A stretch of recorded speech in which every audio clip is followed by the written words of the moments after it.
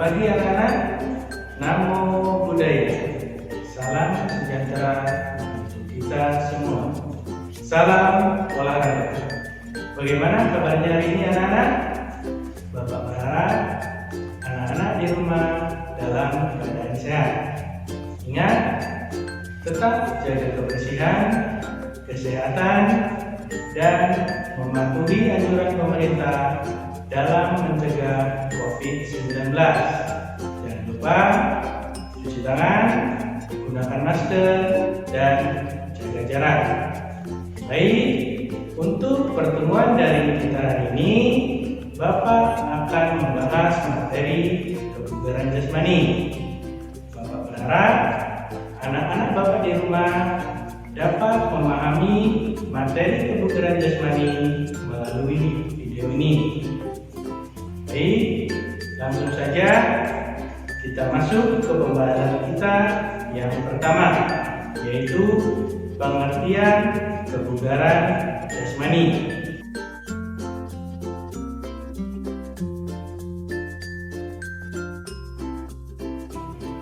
Kebugaran jasmani adalah kemampuan tubuh melakukan penyesuaian terhadap berbagai macam aktivitas sehari-hari tanpa mengalami kelelahan yang berarti.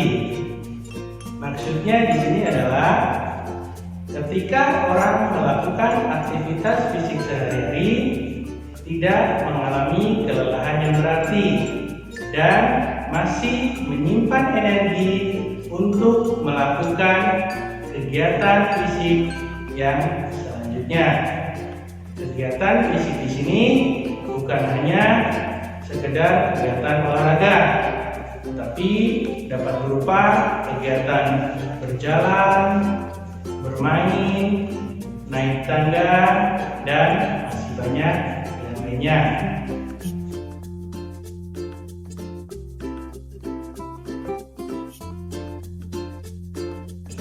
Faktor yang mempengaruhi kebugaran jasmani ada 4. Yang pertama, masalah kesehatan. Yang dimaksud di sini adalah misalnya keadaan kesehatannya seperti mempunyai penyakit menular dan mempunyai penyakit yang menahun. Yang kedua, masalah gizi. Ya, yang dimaksud di sini adalah kurangnya gizi seperti protein, kalori, gizi rendah, dan tidak memadai. Yang ketiga, masalah latihan fisik. Yang dimaksud di sini adalah usia latihan, ya. Misalnya usia latihannya terlalu muda atau belum siap untuk melakukan latihan atau aktivitas fisik. Selanjutnya yaitu frekuensi latihan, intensitas latihan, dan volume latihan. Yang keempat, masalah faktor keturunan, misalnya kelainan bawaan.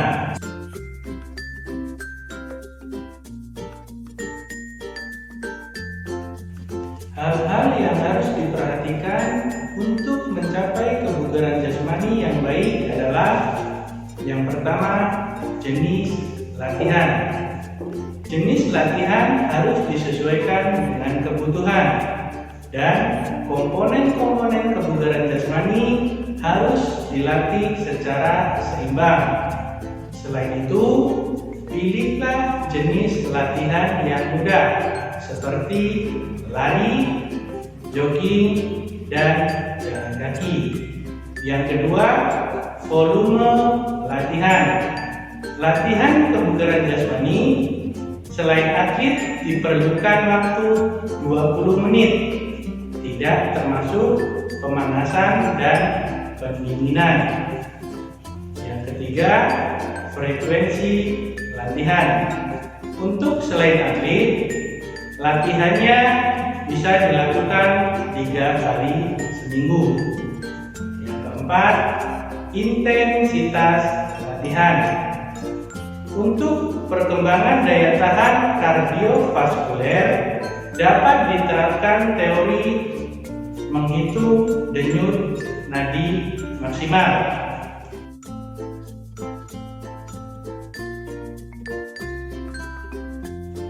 Cara menghitung denyut nadi maksimal dapat dilakukan dengan rumus denyut nadi maksimal sama dengan 220 dikurangi umur. Bapak ambil contoh di sini. Misalkan Bapak mau menghitung denyut nadi per menit anak umur 13 tahun. Maka rumusnya adalah 220 dikurangi umur sama dengan 220 dikurangi 13, yaitu 207. Jadi nadi maksimal anak yang berumur 13 tahun adalah 207 denyut nadi per menit. Untuk mengukur tekanan intensitas latihan selain atlet sekitar 70 sampai 85% dari 100% dengan lama latihan 20 sampai 30 menit. Jika intensitasnya 70%, maka denyut nadi maksimalnya adalah 220 dikurangi 13 dikali 70% sama dengan 207 dikali 70 per 100. Maka hasil yang didapat adalah 145 denyut nadi per menit.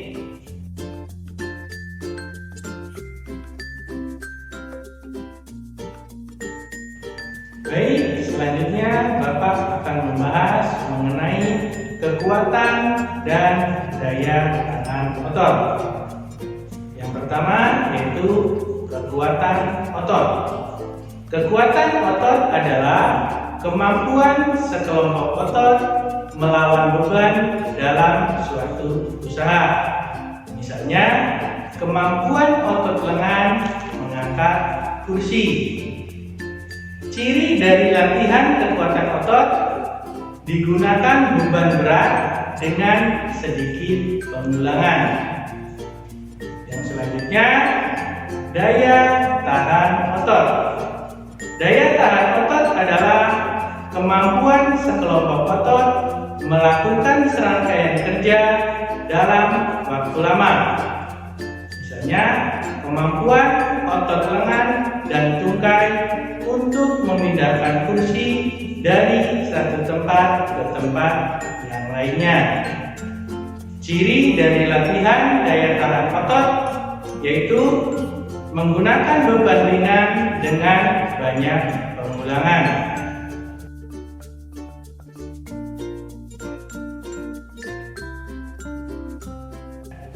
Kelenturan persendian adalah kemampuan persendian untuk bergerak secara luas menurut bidang geraknya. Takaran dari latihan kelenturan persendian yaitu yang pertama, frekuensi latihan dapat dilakukan setiap hari. Yang kedua, intensitas merupakan batas rasa nyeri.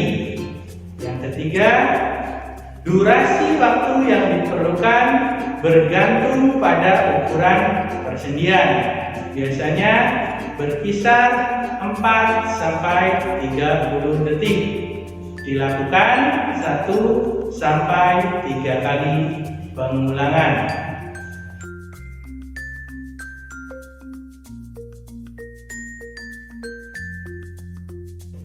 Daya tahan paru-paru dan jantung adalah kemampuan fungsional paru dan jantung menyuplai oksigen untuk kerja otot dalam waktu yang lama.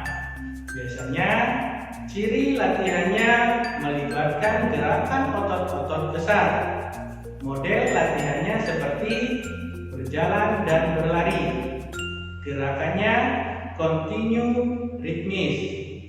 Contohnya jogging dan bersepeda. Tataran latihan dari daya tahan paru-paru dan jantung adalah yang pertama, frekuensi latihan dilakukan secara teratur seperti 3 sampai 5 minggu. Yang kedua, intensitasnya 75 sampai 85% dari denyut nadi maksimal. Yang ketiga, durasinya 20 sampai 60 menit tanpa henti.